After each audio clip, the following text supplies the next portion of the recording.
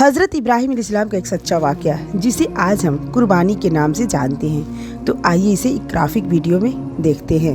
दूसरी वसीयत, मेरी कमीज मेरी अम्मी को दे दीजिएगा ताकि उन्हें तसल्ली मिले। तीसरी और आखिरी वसीयत, मुझे चेहरे के बल लिटाइएगा ताकि मेरी आंखों को देखकर आपकी ममता आड़े ना आए। इब्राहिम अलैहिस्सलाम ने बेटे के हाथ पैर बांधे, उन्हें करवट पर लिटाया, अपनी आंखों पर पट्टी बांधी और अल्लाह का नाम लेकर पूरी ताकत से छुरी चला दी। छुरी ने हजरत इस्माइल की गर्दन पर एक खरोंच तक नहीं आने दी।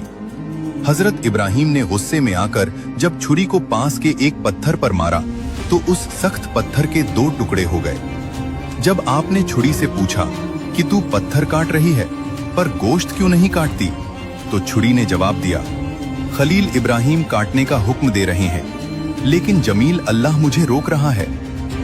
उसी पल अल्लाह के हुक्म से हजरत जिब्रील अलैहिस्सलाम जन्नत से एक मेढ़ा दुम्बा लेकर हाजिर हुए और हजरत इस्माइल की जगह उसे छुरी के नीचे लिटा दिया।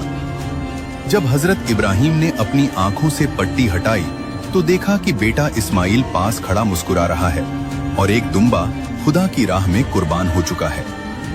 अल्लाह ताला को बाप और बेटे की ये वफादारी और अदा इतनी पसंद आई कि कयामत तक के लिए इसे तमाम मुसलमानों पर सुन्नत बना दिया, जिसे आज हम ईद उल अजहा के नाम से मनाते हैं।